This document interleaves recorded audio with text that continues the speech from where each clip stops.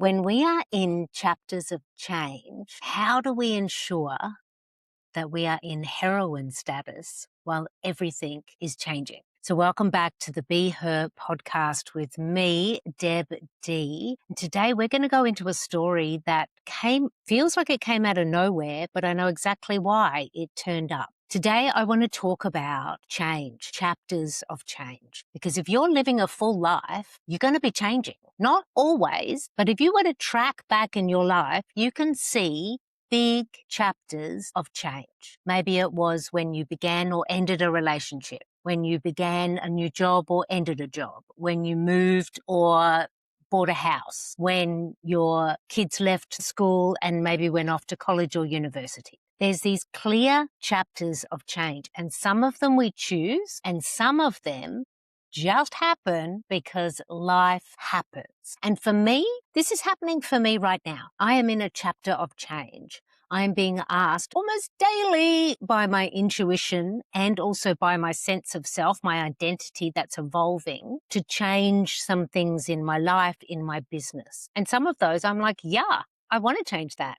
Thanks. Let's go that way. Other ones, it's really uncomfortable. And it all comes down to change. It's not easy for us as humans. We want to stay exactly where we are. Our nervous systems are wired for that. All of our beliefs and thought patterns are wired to that. We want to stay where it feels safe, even if that place, we're over it, or we know it's not giving us what we want. And again, sometimes the change is not our choice. I'm in one of these moments right now. Maybe you are too. So I'm just going to anchor into this moment for us all. And if you're listening to this and it's not actually the moment I'm talking about, just breathe and feel into the chapter that you are in. But for those who are listening to this podcast episode when it's being released, so it is going to be released on Friday, the 22nd of May, 2026. And we are right in the middle of a really pivotal month of 2026. We started the month with a full moon and we're ending the month with a full moon. So a lot of people are saying this is like a portal month.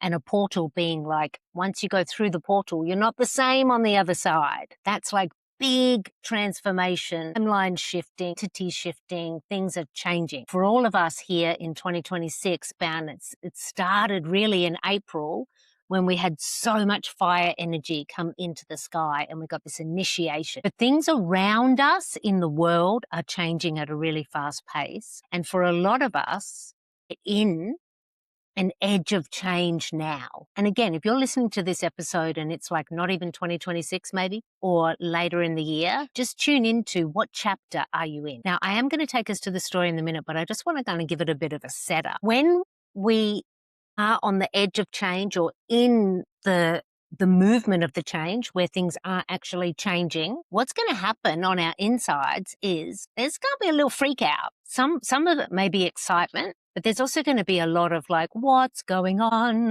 for your nervous system and for all of your systems that are programmed to go in a certain way. And so when all of that's happening, we want to make sure that we're breathing, taking care of ourselves, all of that. But one of the things that maybe goes unnoticed is that this is a time when your status of self can slip. It's easy to shift out of heroine status when everything feels really unsteady. And it's also the time when you really want to be in heroine status. You want to be like hands on the reins of that horse and like not just trotting, like galloping towards what's good for you or galloping away from a fire, right? Either way, it's that classic thing where it's like when we know all of these amazing tools that can support us to feel good and feel good in our body and be taking care of our spirit, and then life goes sideways and what happens to all those tools? Dropped. And it happens to us all. And what does that mean for your heroine status? And when I'm talking heroine status, I'm talking like main character. You're the one driving the story forward.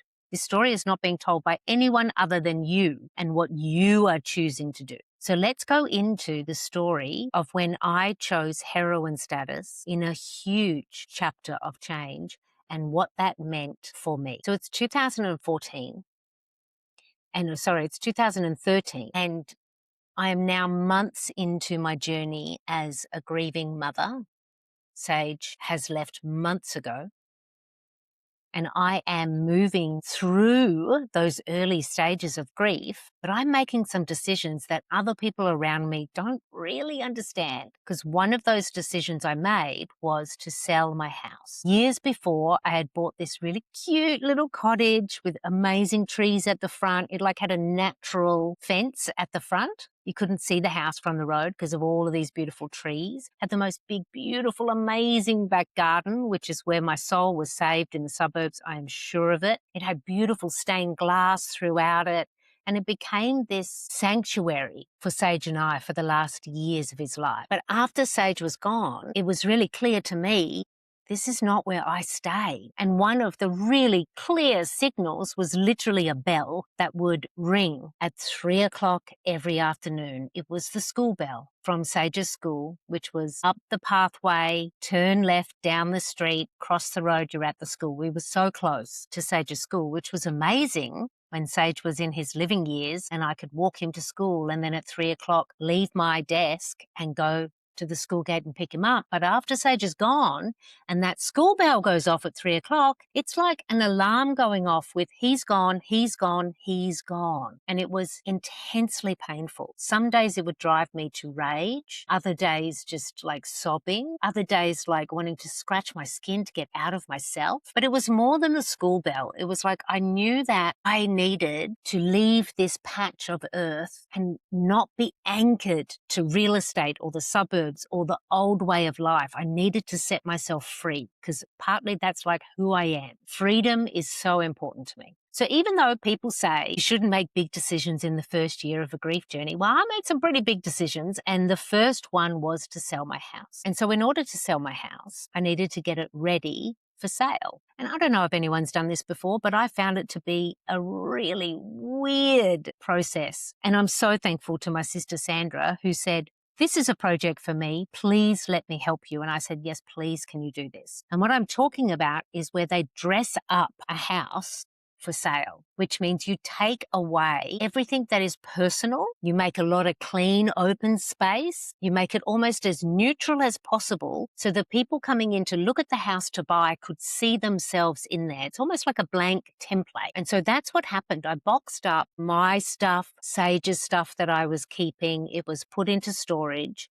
And then what was left, like the skeleton of the home that was left, my sister Sandra, who is amazing in so many ways, but one of those ways is if you want to get a job done, if you've got a project, you want Sandra to be your project manager. You really do. She's amazing. She swept in and dressed up my home ready for sale. And what that meant was not only was I ready to sell the house in the image in the what does this place look like, it also meant it didn't look anything like Sage and I anymore, but I'm still living there. It was like the word I want to say is discombobulating. I don't even know if that's the word or the right word for this, but it was like all of the pieces don't fit anymore. Like I felt like I was like in a ghost house, like a haunted house where I knew life had been here before, but it's not here now. I had to sleep every night in that house.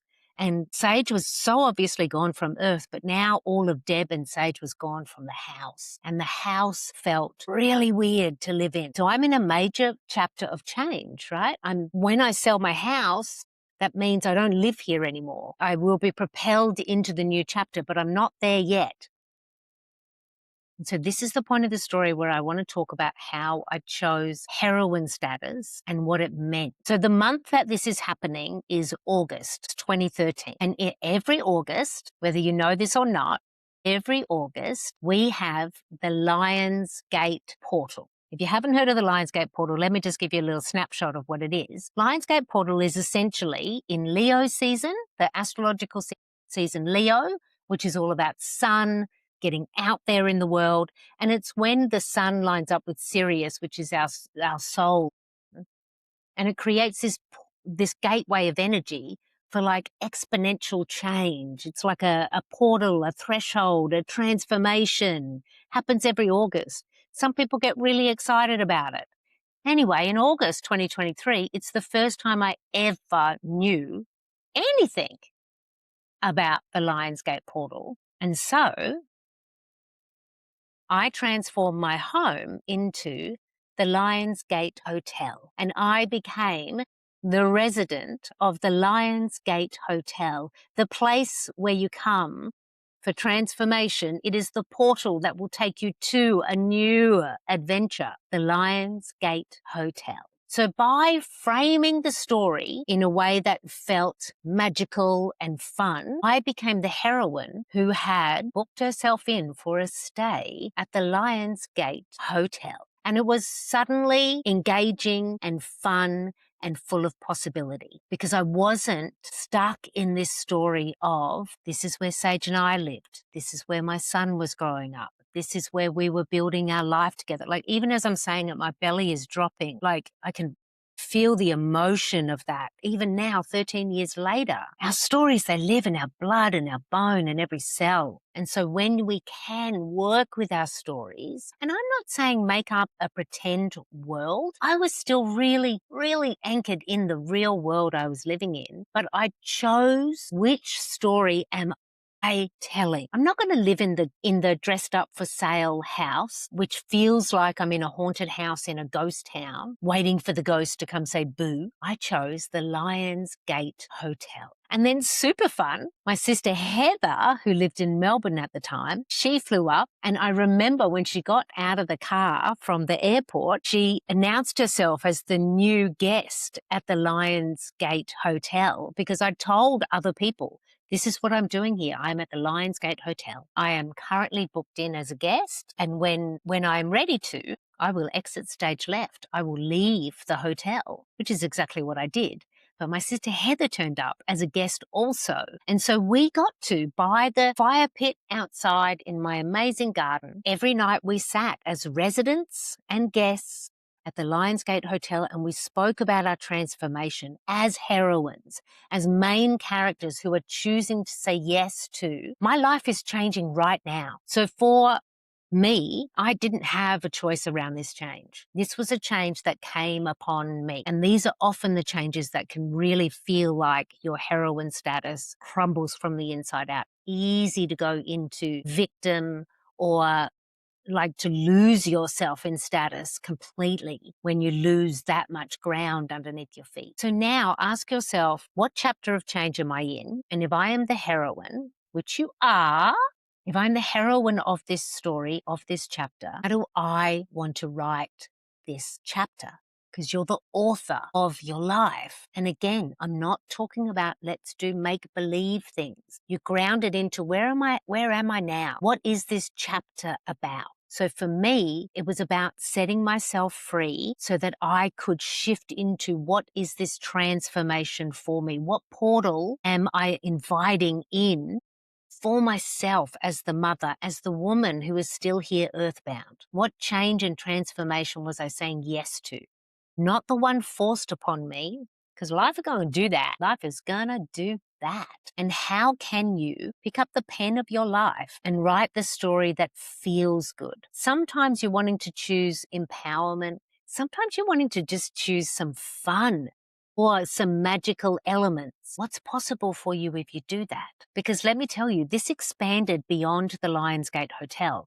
Because once I started to tell this story, I started to live inside the Lionsgate Hotel, which means I rose above the energy of, I have lost so much. And I moved into an energy of, I'm in big transformation and change, and I'm just about to be propelled to a whole new chapter. And all of the choices are mine. And I saw the Lionsgate Hotel as the place of this transformation. It was the portal. It really helped me to live out those weeks in August when I needed to sleep every night in that house. But then it got better because I was telling the story and other people were picking up, okay, so Deborah is like hands on the reins. She's riding this pony out of town. What happened next is my friend Hayley, who is an amazing creative companion of mine, her and her husband Rob decided that their house was the transit lounge. This was a part, I think Hayley and I may have made it up in a moment, or I can't remember exactly how it happened. But Hayley and Rob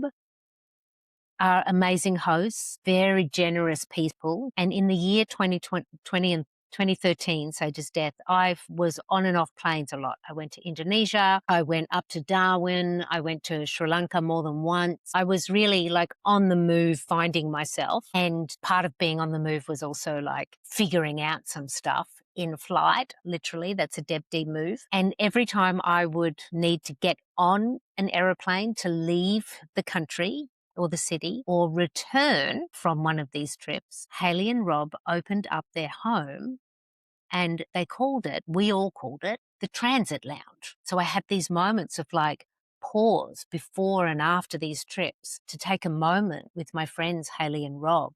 And Haley and I are like two kids who want to just creatively play all day long. We are besties at being creative companions. And so we also created a whole heap of transit altars as I was leaving and returning in her home. So what I'm inviting here is change is going to happen. And I actually wish it upon you. I do. If you're changing, it means you're in your life. And again, some of these changes really suck. Like for me, my son died. For other women I know, it's a breast cancer diagnosis. It's a finding out that your husband, you don't really want them to be your husband anymore. And you start to move through the motions of divorce. Or your kids are leaving because they're growing up. Or you're in perimenopause. We're all going to be in chapters of change. And rather than having that chapter be written by the top note of the change, you get to decide, what chapter am I in? What chapter am I in? Now, I'm going to give you just a couple of examples of how I've worked this magic in my life to stay in heroine status or return to if I've slipped. Deborah can slip. I'm really great at supporting role. I've already said that in earlier episodes. I'm also excellent at taking a little petulant moment in victim. So how else have I pulled this off? Let me give you some more real life examples of chapters of change. So for me, perimenopause was like a bitch of a time with a capital B. I mean, we all have our own process, women, but for me, damn, with my thyroid condition and living here on the island in the heat and fires, I don't need to tell all the details, but it was a clusterfuck, really. And I felt really lost in it. I didn't know how to support myself in it, and it took much longer than I wanted it to. It was a massive, massive chapter of change. And when I finally got jiggy with picking up the pen and being the author of this chapter, rather than feeling sorry for myself because all of these things were happening, sorry for myself because I live on a small island that doesn't have the level of healthcare where I could get all the hormone health, feeling sorry for myself because I had a thyroid condition and it was probably worse for me than everybody else. I changed that too. I am in a chapter of initiation. This is the initiation portal from my mothering years into my wise woman years. And once I got jiggy with that, I was in, wow, I'm doing a massive initiation, transformation on a cellular level. It didn't necessarily become this amazing adventure. What it became is sacred. It became sacred time.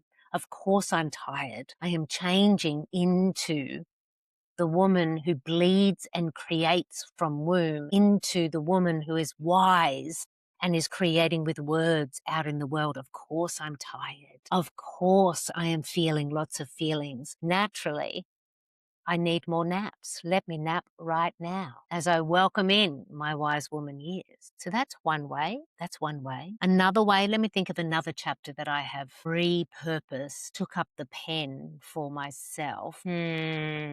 When I left Brooklyn for Barbados. 2020, it was COVID. We're all in COVID. We're sheltering in place. And I decide I don't want to be in New York City anymore. There's no one here that I want to be close to. My family were in Australia. No, that's not true.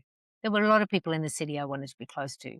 But you know how 2020 gave us this clarity of, it was a real chapter of change for all of us. But there was that clarity of, who am I sheltering in place with? Who are my people? Where are my loved ones? My family were all in Australia, and I knew really clearly I don't feel like I need to be in Australia. What I felt really clearly is I need to be close to my Rasta love, Smokey, who at the time wasn't my husband, is now my husband. And I did as Deb does, flew off the cliff and figure it out mid-flight. I boxed everything up in Brooklyn, put it in storage, and I flew to Barbados because Trinidad and Tobago borders were closed. And at the time, I'm like, everything's going to work out perfectly, and I'm going to be within Trinidad and Tobago, maybe a month too. That was not the story. Day 2 of quarantine in Barbados, another strain of COVID hit the world, and the world clamped down. Borders not only closed, they like sealed shut. And I knew sitting in my quarantine hotel in Barbados that this was not going to be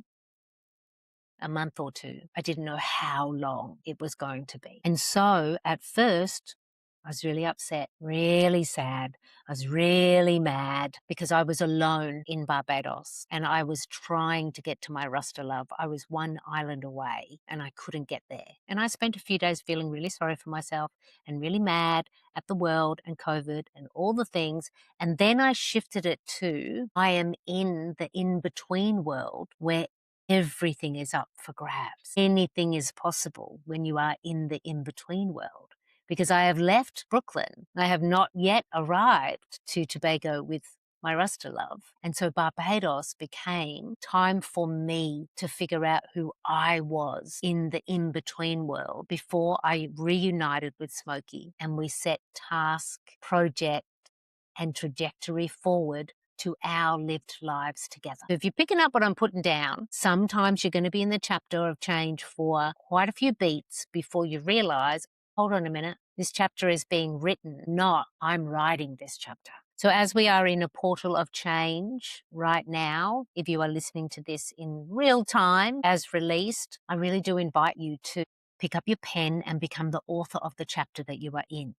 Or this episode may spark for you months from now or a year from now when you're in a big chapter of change. How can you ensure that you are the heroine in your chapter, in your story always? But in these crazy chapters of change, slippery. We're going to lose status so easily, which means we lose resources, we lose agency, we lose leadership. Your chapter of change, who are you within that chapter? And how is that chapter being written by you? So as I shared, I am in a big chapter of change right now. And a lot of that has to do with the work that I'm doing and producing in the world around women and our leadership, our intuitive wisdom and our heroine status. And it is all changing from the inside out. And I'll tell you where it's all landing. The landing pad for intuitive heroines globally is Substack. So if you are listening to this episode and you are not with me and the BeHER Collective on Substack, go to the show notes right now and subscribe to the Intuitive Heroine on Substack because there is some goodness coming to subscribers of the Intuitive Heroine on Substack. Literally now. At the end of May, there's some goodness coming. Early June, there's some goodness coming. If you're listening to this episode and you're like, but hold on a minute, it's September, October, November, whatever it is, you're still going to find me on Substack. And there's going to be so much goodness always, because that is the landing pad, what do you call it? Homing pitch. I'm going to let that go. You know, the pigeon that comes home. Substack is what I'm trying to say. If you are not a subscriber on Substack, please join me and the other women there because that is where you're going to find out more about my chapter of change, the chapter of change for the BeHER Collective and what that means for you. Trust me, there is some goodness coming. And you want to be on Substack now because it's all going out exclusively to Substack subscribers. Chapters of change. Are you in one now? If you are, please send me an email, deborah@thebehercollective.com, or reach out to me on Substack and give me the title of your chapter of change and your heroine status within that. And if you don't want to share it with me, share it at least with yourself. Be the author of your story. You are the heroine. You are the main character, which means you decide what happens next. And chapters of change can be really powerful when we have our hand with the pen actually writing the chapter. That's where the power is. Be the author, choose yourself, and be propelled into where this change is taking you. Big love, my intuitive heroines. See you in Substack or the next episode. For now, we're just going to choose heroine status and we're just going to do the damn thing because that's what we do as intuitive heroines in the gentle revolution.